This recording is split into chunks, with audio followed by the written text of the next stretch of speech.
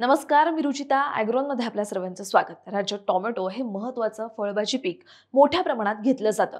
राज्यातील काही भागात सध्या टोमॅटोवर मर आणि करपा रोगाचा प्रादुर्भाव दिसतोय.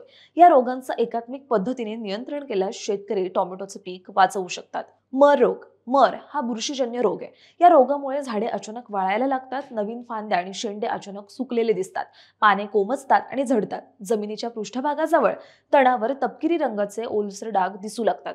1 ते 2 दिवसात झाड पिवळं पडून सुकतं आणि मरून जातं. झाड उपटल्यास मुळे कुजलेली दिसतात, तर रोपवाटिकेतील रोपे मरगळलेली आणि माना पडलेली दिसतात. आता मर रोगाचं नियंत्रण कसं करायचं ते पाहूयात. या रोगाच्या प्रतिबंधासाठी लागवड करतानाच रोग प्रतिकारक्षम जातींची निवड करावी. 2 ओळीतील अंतर जास्त ठेवावं. शेतामध्ये वाफसा स्थिती चांगल्या प्रमाणे ठेवावी. पिकाची फेरपालट करावी. दुसरे किंवा आधीचे पीक हे टोमॅटो वर्गीय म्हणजेच वांगी, मिरची, बटाटा अशी पिके नसावीत. रोगाचा प्रादुर्भाव आढळल्यास पुढील 3 वर्ष या टोमॅटोची लागवड करू नये.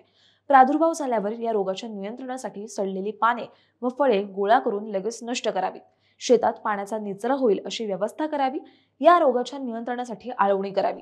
आळवणीसाठी जैविक बुरशीनाशकांमध्ये ट्रायकोडर्मा किंवा फुले सुपर बायोमिक्स याची प्रति लिटर पाण्यात 20 ग्रॅम मिसळून आळवणी करावी.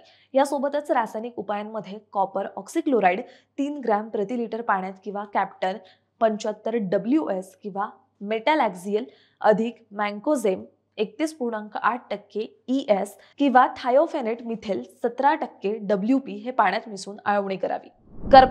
करपा रोगात पानांवर, फळांवर आणि फांद्यांवर पिवळसर डाग पडून नंतर गोल काळे तपकिरी ठिपके दिसू लागतात, जे एकत्र येऊन पाने जळल्यासारखे दिसतात आणि फळांवर सुरकुतलेले ठिपके येऊन ती कुजतात आणि नंतर पाने वाळायला लागतात. फळांवर राखाडी किंवा तपकिरी रंगाचे सुरकुतलेले ठिपके दिसतात, ज्यामुळे फळे कुजतात. या रोगाची तीव्रता वाढल्यास पिकाची वाढ खुंटते.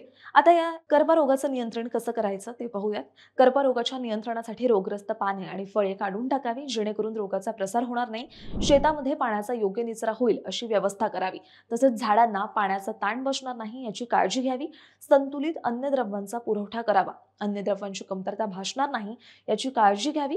खालील बाजूच्या 2 ते 3 पानांच्या फांद्या काढून टाकाव्यात. जैविक फवारणीमध्ये ट्रायकोडर्मा विरिडी या जैविक बुरशीनाशकाची फवारणी करावी. तर रासायनिक फवारणीमध्ये कॅप्टन 50% WP किंवा कॉपर ऑक्सिक्लोराइड 50% WP किंवा किटॅसिन 48% EC किंवा मँकोझेब 75% WG किंवा मेटीराम 70% WG किंवा पारायलॅक्स्ट्रोस्ट्रोबिन 20% WG किंवा ॲक्झॉक्सिस्ट्रोबिन 18.2% अधिक डायफोनोकोन्झॉल 11.4% WSC या लेबल क्लेम बुरशीनाशकांची शिफारस केलेल्या प्रमाणानुसार फवारणी करावी. अशाच शेतीविषयक माहिती जाणून घेण्यासाठी ॲग्रोवनला सबस्क्राईब करायला विसरू नका.